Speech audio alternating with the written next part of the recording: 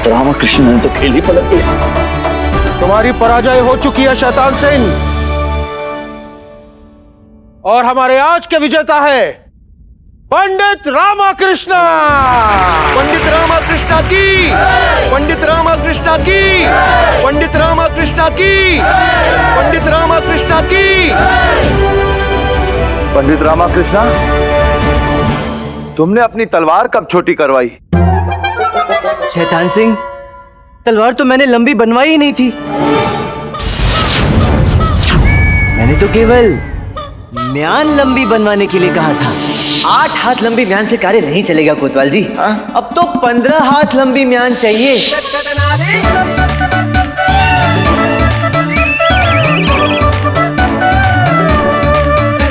किंतु तुम योद्धा होते हुए ये कैसे भूल गए कि तलवार वही उपयोगी होती है जो समय पे उपयोग में आ सके। किंतु हथियार की होड़ में तुमने अपनी तलवार इतनी लंबी करवा ली कि समय पर म्यान से निकली ही नहीं और तुम पराजित हो गए।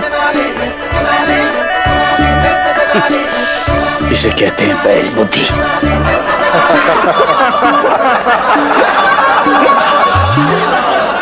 पंडित रामकृष्ण, काट दो मेरी गर्दन। मैं पराजित हो चुका हूँ। आज तक मैंने जितनों को भी परास्त किया है, उनकी गर्दन को मैंने धड़ से अलग कर दिया है। मैं पराजित हो चुका हूँ। अब मुझे जीने का कोई अधिकार नहीं है, इसलिए काट दो मेरी गर्दन।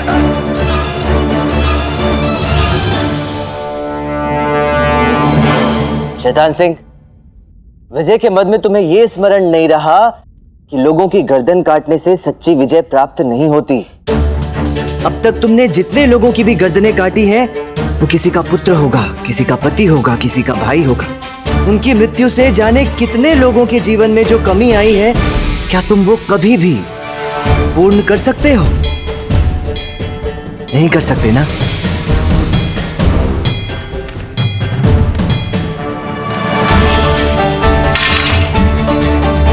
इसलिए मैं तुम्हें नहीं मारूंगा। ये युद्ध विजय और पराजय का था और मैं तुम्हें पराजित कर चुका हूं। अद्भुत पंडित रामकृष्ण, ये होती है सच्ची खेल भावना। अद्भुत। पंडित रामकृष्ण की, पंडित रामकृष्ण की, पंडित रामकृष्ण की, पंडित रामकृष्ण की, पंडित रामकृष्ण की, पंडित रामकृष्ण की, पंडित रामकृष्ण की। पंडित रामकृष्ण,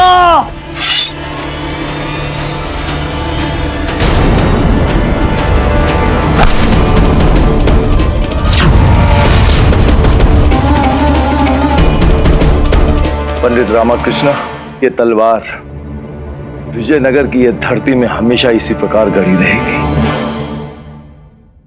आप सच में एक वीर योद्धा हैं।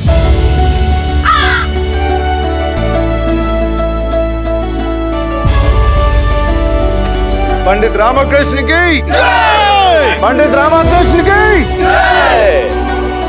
पंडित रामकृष्ण की जय! पंडित रामकृष्ण की जय! इस बार तो तुम हमसे बच गए पंडित रामकृष्ण।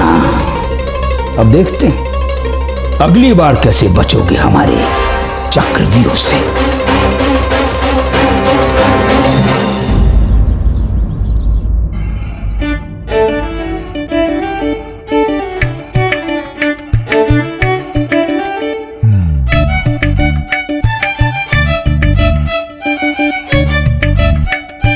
हे माँ, अम्मा, ये इतना अकड़ के क्यों बैठे हैं? ये शैतान सिंह को हराने की अकड़ है। सेवा के पश्चात ही जाएगी। परंतु अम्मा, आपके रहते इतनी अकड़?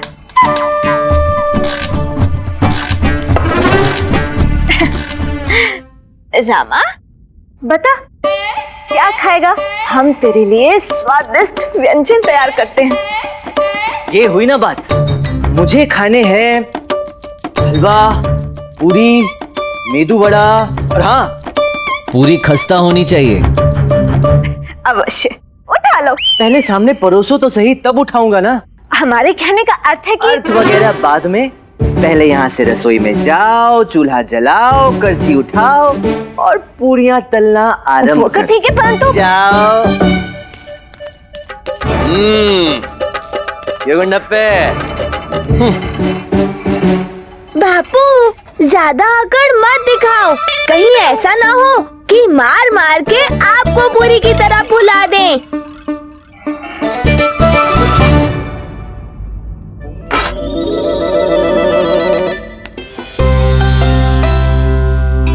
ग्रहण कीजिए महाराज। महारानी जी अब महाराज, महारानी तिरुमलम्बा आप? महाराज हमने आपके लिए स्वादिष्ट रक्तवर्धक करेले का पुलाव बनाया है। ये देखिए महाराज। आहा, सुगंध तो अच्छी आ रही है।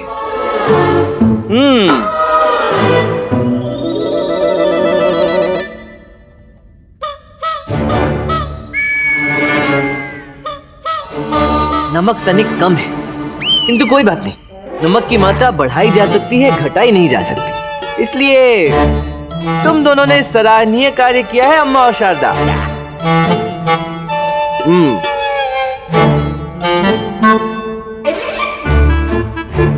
किंतु ये क्या, तरकारी में घी की मात्रा कम। इस घर के मालिक, अष्ट दिग्गज, मुख्य सलाहकार और बस इतना ही। पता है कि तरकारी में घी की मात्रा कम कैसे है? वो क्या है ना कि घी समाप्त होने वाला था, तो जितना भी बचा था हमने इस तरकारी में डाल दिया। वो क्या है कि अब कल शाम को जब जाएंगे तो घी, अर्थात कल संध्या को जब हम बाजार जाएंगे तो घी लेते आएंगे। शारदा ध्यान रखा कर।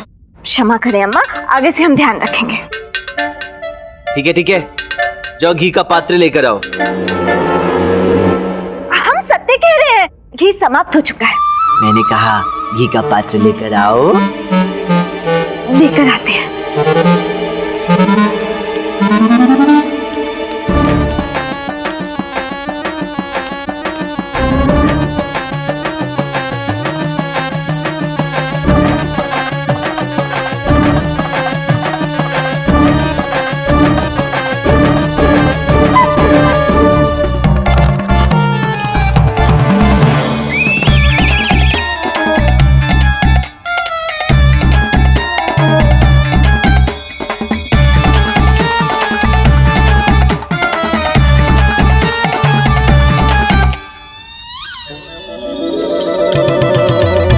अब आएगा मजा।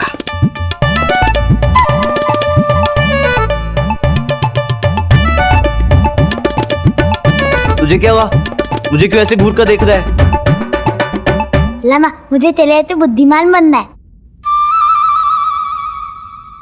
देख गुंडप्पे, मैंने तुझे पहले ही बोला है, यदि बुद्धिमान बनना है तो आश्रम जाना होगा, शिक्षा ग्रहण करनी होगी, गुरुकुल में रहना होगा। लामा, गुरुकुल तो वन में होते हैं ना? हाँ, सभी गुरुकुल वन में ही होते हैं। तो मैं गुरुकुल नहीं जाऊंगा। अरे ठीक है, जैसी तेरी इच्छा।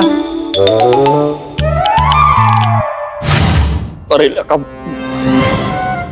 हमें भूख नहीं है। हाँ? हमारा पाचन ठीक नहीं है। इतने स्वादिष्ट व्यंजन जो आपने बनाया है महारानी चिन्ना देवी, वो हम ग्रहण नहीं कर पाएंगे। आज हमारे पेट में हमें ठीक नहीं लग रहा है।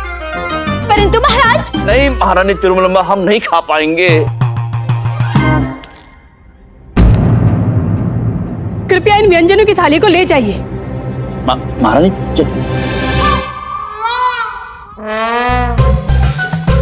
महाराज को महारानी तिरुमलम्बा का भोजन नहीं ग्रहण करना था, इसी कारणवश हमारा भोजन भी नहीं ग्रहण कर पाए। महाराज जी। महाराज, हम आपसे कुछ कहने के अभिलाषी हैं। अवश्य कहिए। महाराज, हम आपसे महारानी तिरुमलम्बा की ओर से एक प्रश्न पूछना चाहते हैं। पूछिए। अवश्य पूछिए। महाराज, यदि आप उस प्रश्न का उत्तर नहीं दे पाए तो आपको पूर्ण सप्ताह महारानी तिरुमलम्बा के हाथों से बने स्वादिष्ट व्यंजनों का सेवन करना होगा।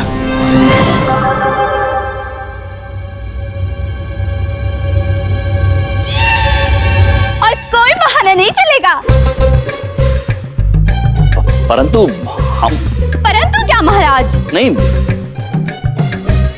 प्रश्न पूछिए। जी, ये है हमारा प्रश्न। मुद्राएं? जी महाराज, यही तो हमारा प्रश्न है। आपको ये तीनों मुद्राएं व्यय करनी होंगी।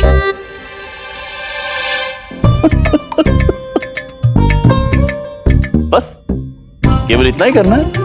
इसमें कौन सी बड़ी बात है? प्रथम मुद्रा आपको इसके लिए व्यय करनी है। इसके लिए? किसके लिए? इसके लिए का ही तो पता लगाना है महाराज। प्रथम मुद्रा इसके लिए, दूसरी मुद्रा उसके लिए, और तीसरी मुद्रा किसी के लिए भी नहीं व्यय करनी है आपको। जी?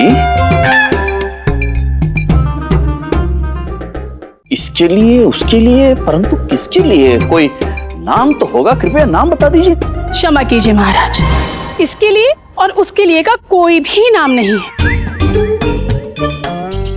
कोई नाम नहीं? चलिए समझ लीजिए कि हमने इसके लिए और उसके लिए को ढूंढ लिया और उनके लिए ये मुद्राएं व्यय कर दी, परंतु जो तीसरी मुद्रा है वो किसी के लिए भी व्यय नहीं करनी है, तो हम वो मुद्रा किसके लिए व्यय करेंगे? महाराज, यही तो पहेली है जिसका हल आपको ढूंढना है, और आपके पास मात्र 1 दिवस है। महाराज, हमें वन जाने की आज्ञा दीजिए। आपके लिए भोजन की व्यवस्था भी तो करनी है। प्रथम दिवस हम आपके लिए गुफाओं में उगे जंगली कुकुरमुत्ते का पुलाव बनाएंगे। हम शीघ्र आते हैं।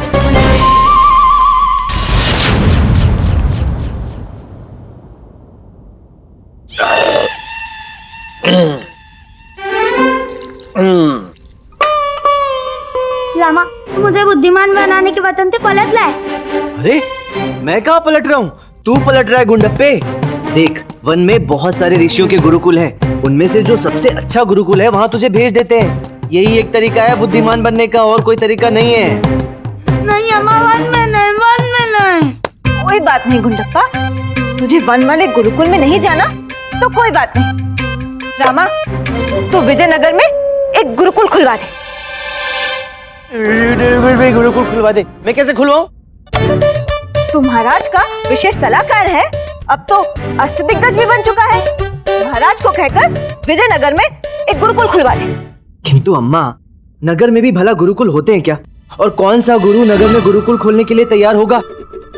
तैयार नहीं होगा तो तैयार कीजिए ना, आप किस लिए हैं? गुंडप्पा आपका मित्र है ना, क्या आप उसके लिए इतना भी नहीं करेंगे? अरे मैं,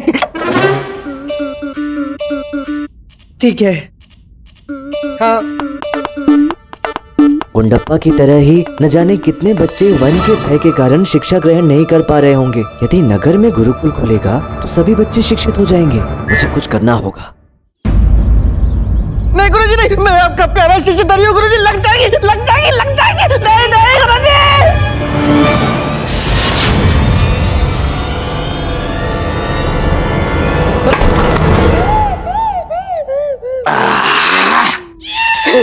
मैं बच गया गुरुजी, मैं बच गया।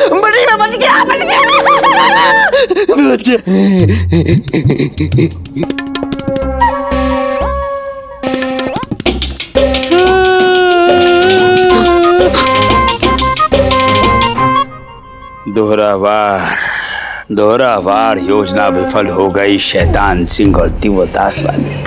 कोई बात नहीं, इस बार हम अवश्य सफल होंगे।